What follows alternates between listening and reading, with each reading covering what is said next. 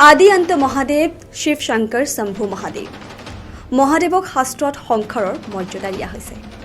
ভগৱান শিৱ হৈছে ত্ৰিলোকৰ অধিপতি, যাৰ আগত সমগ্ৰ বিশ্ব ব্ৰহ্মাণ্ডৰ শক্তি অসফল হৈ যায়।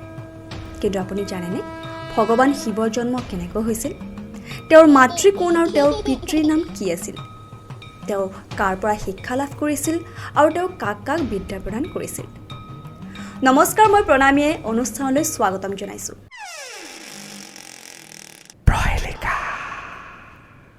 মহাদেৱৰ জন্মৰ বিষয়ে বেলেগ বেলেগ পুৰাণত বেলেগ বেলেগ কথাৰে প্ৰচলিত আছে।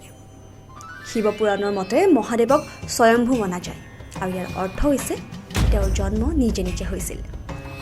ইয়াৰ পৰা এটা কথাটো অনুমান কৰিব পাৰি যে তেওঁৰ কোনো পিতৃ মাতৃ নাছিল আৰু এই কাৰণে তেওঁ পঞ্চতত্ত্বৰো বাহিৰত, যাৰ বাবে তেওঁৰ মৃত্যুৰ পৰাও কোনো ভয় নাই আৰু তেওঁৰ মৃত্যু কেতিয়াও হ'ব নোৱাৰে। কিন্তু বিষ্ণু পুৰাণৰ মতে ভগৱান বিষ্ণুৰ কপালৰ পৰা ওলোৱা উৰ্জাৰ পৰা মহাদেৱৰ জন্ম হৈছিল আৰু তেওঁৰ নাভিৰ পৰা ওলোৱা উৰ্জাৰ পৰা ব্ৰহ্মাৰ জন্ম হৈছিল। কিন্তু আনফালে ভগৱান বিষ্ণুৰ জন্মৰ বিষয়ে শিৱ পুৰাণত কোৱা হৈছে যে এবাৰ মহাদেৱে নিজৰ আঁঠু ঘঁহি আছিল আৰু তাৰ পৰা ওলোৱা মলৰ পৰা ভগৱান বিষ্ণুৰ জন্ম হৈছিল।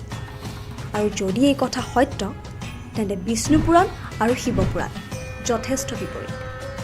ইয়াৰ বাদেও মহাদেৱৰ জন্ম ৰহস্যৰ আন এক পৌৰাণিক কথা যথেষ্ট জনপ্ৰিয় হয়, যাৰ বিষয়ে হয়তো আপুনি ডাঙৰ মুখেৰে শুনিছে। আৰু যদি নাই শুনা, তেন্তে জনাই দিওঁ যে এবাৰ ভগৱান বিষ্ণু আৰু ব্ৰহ্মাৰ মাজত এক কথাত কাজিয়া হৈছিল যে এই সংসাৰত সকলোতকৈ শক্তিশালী কোন হয়। আৰু যেতিয়া ভগৱান বিষ্ণু আৰু ব্ৰহ্মাই এই কথাক লৈ কাজিয়া কৰি আছিল, তেতিয়া তেওঁলোকৰ বিবাদৰ সমাধানৰ বাবে ভগৱান শিৱই পোহৰৰ স্তম্ভৰ ৰূপ ধাৰণ কৰি ক'লে যে স্তম্ভৰ অন্ত পোৱাজনেই শ্ৰেষ্ঠ হ'ব। আৰু এই কথা শুনিয়ে ব্ৰহ্মাই চৰাই ৰূপ ধাৰণ কৰি স্তম্ভৰ ওপৰৰ অংশ বিচাৰিবলৈ গ'ল আৰু বিষ্ণুৱে বৰাহৰ ৰূপ ধাৰণ কৰি স্তম্ভটোৰ শেষ অংশ বিচাৰিবলৈ ওলাই গ'ল।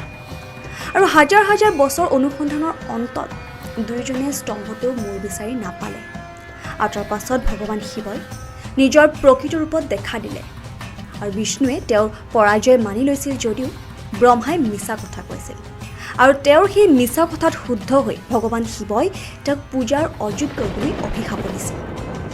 আৰু বিষ্ণু আৰু ব্ৰহ্মাই স্বীকাৰ কৰিলে যে মহাদেৱী সকলোতকৈ মহান আৰু শক্তিশালী।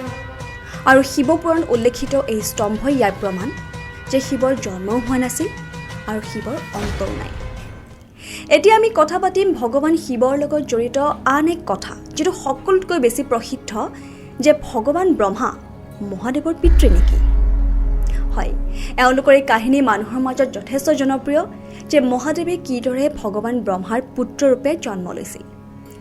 বিষ্ণু পুৰাণৰ মতে যেতিয়া আকাশ পাতাল পৃথিৱী সমগ্ৰ বিশ্ব ব্ৰহ্মাণ্ডত জলমগ্ন আছিল, তেতিয়া ভগৱান বিষ্ণুৰ বাদে আন কোনো দেৱ দেৱী বা অন্য কোনো প্ৰাণী এই ব্ৰহ্মাণ্ডত নাছিল। আৰু সেই সময়ত ভগৱান বিষ্ণুৰ নাভিৰ পৰা ভগৱান ব্ৰহ্মা প্ৰকট হৈছিল। আৰু ইয়াৰ পাছত যেতিয়া বিষ্ণু আৰু ব্ৰহ্মাই এই ব্ৰহ্মাণ্ডৰ লগত জড়িত কিছু কথা পাতি আছিল, তেতিয়া সেই স্থানত মহাদেৱ উপস্থিত হোৱাত ব্ৰহ্মাই মহাদেৱক চিনি নাপাওঁ বুলি ক'লে। আৰু এই কথাত মহাদেৱে অসন্তুষ্টি প্ৰকাশ কৰাত ভগৱান বিষ্ণুৱে দিব্য দৃষ্টি প্ৰদান কৰি ব্ৰহ্মাক মহাদেৱৰ বিষয়ে মনত পেলোৱাইছিল, যাৰ পাছত ব্ৰহ্মাই নিজৰ ভুল স্বীকাৰ কৰি মহাদেৱক ক্ষমা খোজে আৰু মহাদেৱক নিজৰ পুত্ৰৰূপে পাবলৈ আশীৰ্বাদ বিচাৰে। আৰু মহাদেৱেও তেওঁক ক্ষমা কৰি আহিব লগা সময়ত ব্ৰহ্মাৰ পুত্ৰৰূপে জন্ম ল'ব বুলি কথা দিয়ে। আৰু ইয়াৰ পাছত ব্ৰহ্মাই যেতিয়া এই সৃষ্টি ৰচনা আৰম্ভ কৰে, তেতিয়া জীৱন সৃষ্টিৰ প্ৰক্ৰিয়াটো অব্যাহত ৰাখিবলৈ নিজৰ স্তৰৰ সৰ্বোচ্চ চেষ্টা কৰিছিল যদিও তেওঁ সফলতা লাভ কৰা নাছিল। আৰু এই কথাত ব্ৰহ্মাৰ যথেষ্ট খং উঠে আৰু ভগৱান ব্ৰহ্মাৰ ক্ৰোধৰ পৰাই মহাদেৱে এজন শিশুৰ ৰূপত জন্ম লয় আৰু তেওঁৰ নাম ৰখা হয় ৰুদ্ৰ। আৰু এইদৰেই মহাদেৱে ব্ৰহ্মাৰ পুত্ৰৰূপে জন্ম লাভ কৰে। এতিয়া আহিছোঁ মহাদেৱে বাৰু কাৰ পৰা শিক্ষা লাভ কৰিছিল জানেনে?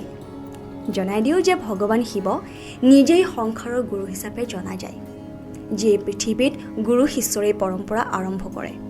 আৰু মহাদেৱে এই জ্ঞান তেওঁৰ 7জন শিষ্যক প্ৰদান কৰিছিল, যাক এতিয়াও সপ্তৰ্ষি হিচাপে জনা যায়।